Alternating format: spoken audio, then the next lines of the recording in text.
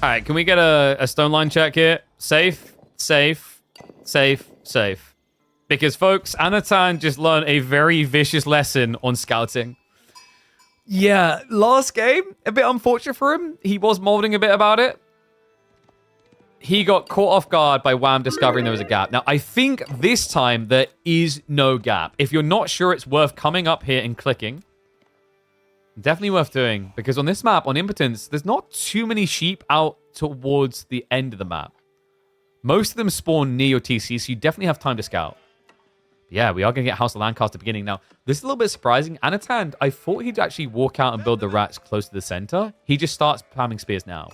The reason is on this map, Lancaster can feel really good with the Forgotten Ruins because that will give them the stone they need for manas very organically. So there's a lot of value in walking a villager out here, building a racks, capturing this, garrisoning inside, and just chilling. Other side, Wham has gone for Mali. So what's the thought process behind Malians on this map? I guess you can blob units quite well, even in Feudal Age. Like, very good, fierce units that your opponent doesn't necessarily want to contest. Like, Donzo Javelins can just come out here and camp a lot of the merchant camp, stuff like that. So I can see the warrant towards that. I don't know if you really want to be doing pro scouts. We saw it before on this map, and it feels a little bit funky in some ways. There's a decent amount of deer here. There is, I believe, 15 deer per player.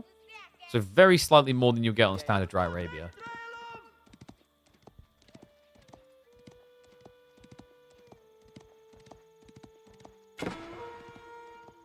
And I do not know what you mean about the tree line. It is just a tree line.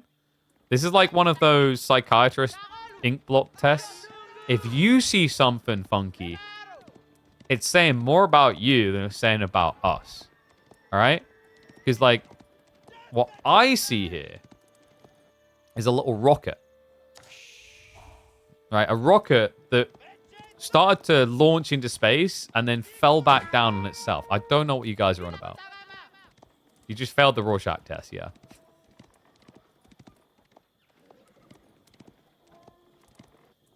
Okay, so Wham... He did go second scout, by the way. I guess it was about the capture point. Remember, the cool thing for Malians, they do produce scouts notably quicker than other civs. 14 seconds versus 23. So you don't sacrifice as much economy. And in theory, if it gets you an extra merchant camp so early on, it makes up the loss. But Anno's already trying to be a nuisance. And with a spear blob like this, it's going to be very hard for the scouts to actually capture anything. Looks like a plug. There you go. It's plugged the gap that would allow them to rush each other. So what is the plan from Anno? I know Anno is not the biggest fan of just classic mana spams. We've seen him do Abbey of Kings before. We've also seen him do the White Tower Rush. Now, White Tower Rush in this matchup probably wouldn't work that well because of the Mustafadi. They'd be able to stealth and jump on top of you, so the daggers wouldn't matter.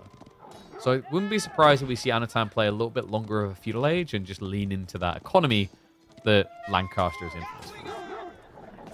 He's going to be moving out towards the Wolves. So we'll be clearing to get rid of the Wolf Den. That's going to give him the gold he needs to go for an age up. I'm trying to remember actually, is like I'm trying to remember the mana tech cost. Is it 200 gold or 100? It doesn't matter. Either way, he's going to have to touch some more gold if he wants to start mana spamming. We just don't have him in the Forgotten Ruins though.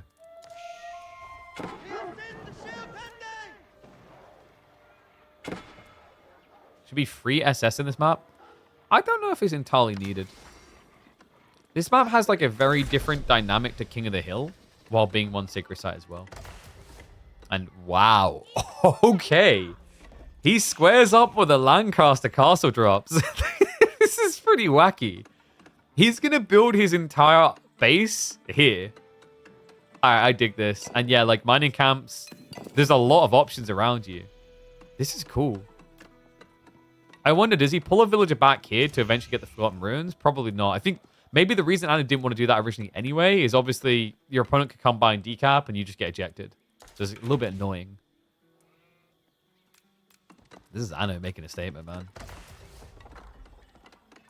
Not 3, but maybe 2. I'm not sure. Do you think anyone's going to remember the Wolf Dens? I mean, we just saw one of the Wolf Dens get burnt. So they definitely get interacted with. I think the nice thing about doing free is if you overinvest into the Wolf Den play, you obviously get a return on investment that feels quite nice, right? 450 gold potentially.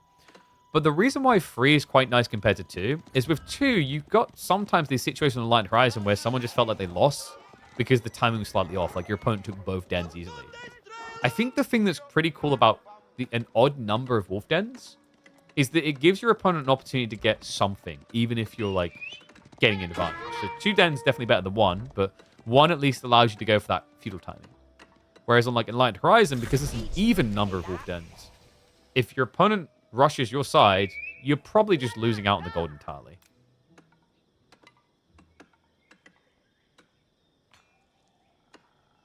White Tower versus Treb's waiting room? Nah, that wouldn't happen. Not on my King of the Hill impotence.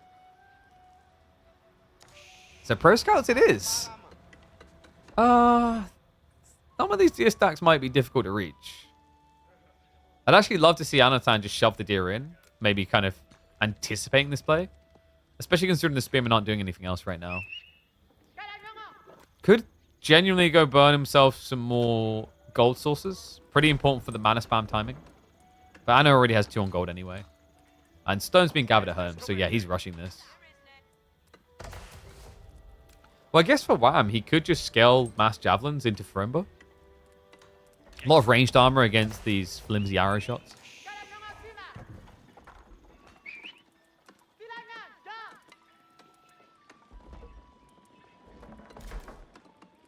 Interestingly, he builds the manas defensively, by the way. I think Anatan's maybe getting flashbacks from the last game. Yes, I think he's safe this time.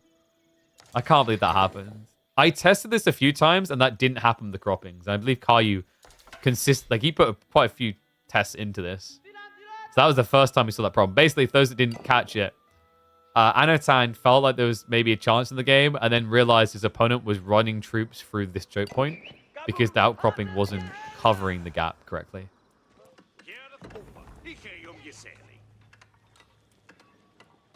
I open these maps religiously and it never happens till a pro opens it. I mean, that sounds like something I'd say when I don't want to say I didn't do my homework, but I'll believe you. Difference between you and me. The Hobolars is curious. I mean, it can't really be a misclick when you build a stables. Is he trying to bait? Maybe force his opponent to like build spears unnecessarily? That is kind of funky. But we do have the condensed land practices on the way. So it's going to be Anatan just going all the way with the greed. I mean, he's got prime position, right? Like, how does Wham reach him now? Lancaster Castle, a little bit toxic. Guys, like, don't judge me. All I wanted was a map where Barbican could finally be great again. Just imagine you drop the Barbican here, you pull the boar, checkmate. Then you wall from the edge of the map. Oh, so toxic. Tells how Hobolars are way worse than Warrior Scouts. I mean, does it really need description on it? A Warrior Scout has more health as a Vanguard Scout. just let that sink in. I mean, the upside of Hobolars, they have ranged armor and Warrior Scouts do not. So it's like not the worst thing. Like actually mathematically in theory, Hobolars aren't that bad compared to Warrior Scouts. Obviously, Warrior Scouts have the heal, which is what will give them the edge. But they go up to, what is it, 8 damage, I think? 8 base. No ranged armor, no melee armor. And I think it was maybe 130 health?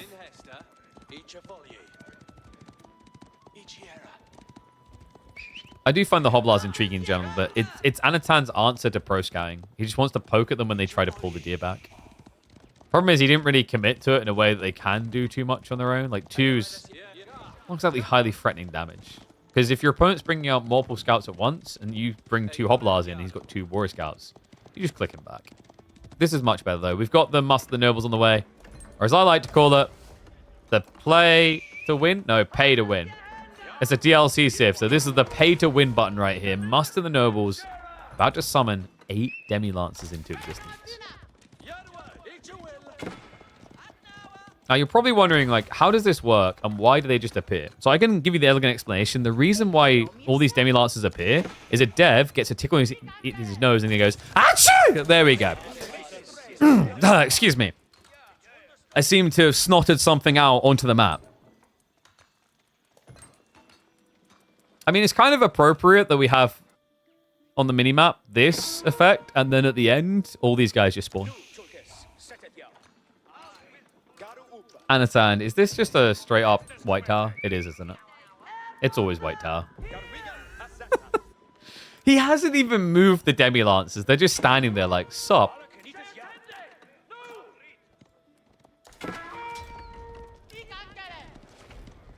It's a double ram coming in from Wham. It's not a bad break speed, especially with Donzo support with the torches.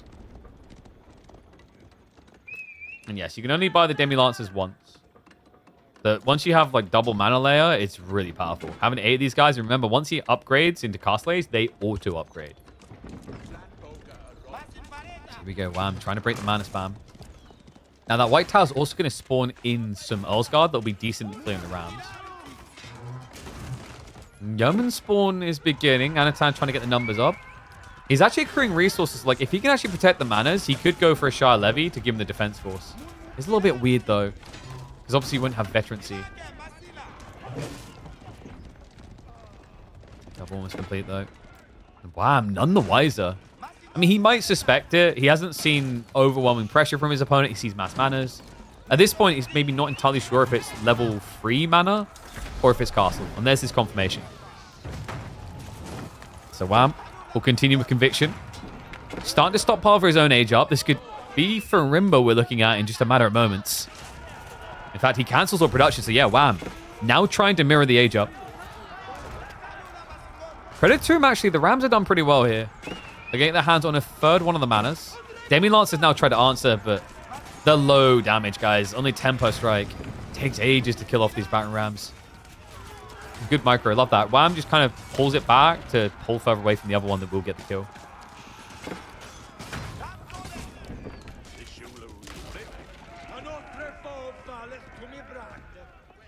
Oh, thank you. Yeah, I wanted these type of resource blockages because I think they're a cool concept. I really wish there was an asset in Age of Empires 4 that let us do it by default. Because I think what really inspired this to me is I think Mountain Pass, for example, could be a playable map if something like this existed where there was a stone wall that you could attack to destroy that had 500 HP or something. So I really hope we start to get those type of assets for the map creators. Because there is some interesting ideas around that type of commitment. Like, Woodwall was meant to be that, but then obviously the chop through got fixed, and ever since that, we've lacked these type of interactions. Remember it is, folks. Wham. Notice what he done there, where he kind of sacked a lot of the Donzos to get the dive, kept the Javelins alive. Javelineer upgrade is on the way, and we do have... Wait, was that a misclick? Because I kind of like the idea of Musafadi here. Against Earl's Guard, it actually makes a lot of sense. I guess it feels weird against Yeoman. So maybe the concern for Wham is Anatan is not going to attack. If Anatan was going to attack you, the Musafadi is really good because you can ambush him. The problem is there's one Sacred Site and Anatan's camping it. So if he gets an outpost, you can't ambush.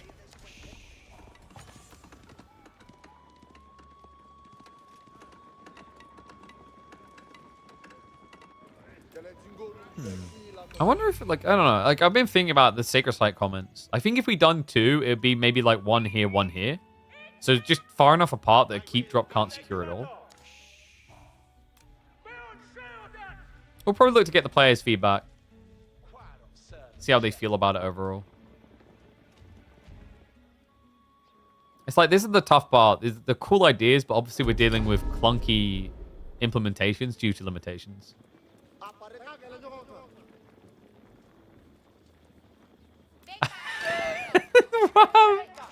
No, dude, don't do it.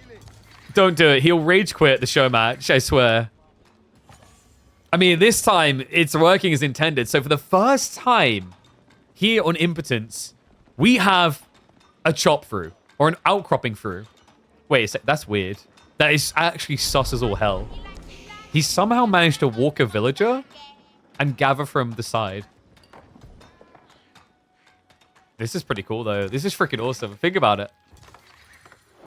Anatan has 3/5 of his economy in this corner. At least villages, anyway. And you have Javelineers. You've got 10 minutes on the clock to work with. This is sick. Oh, I'm so glad this is being interacted with. This is really cool.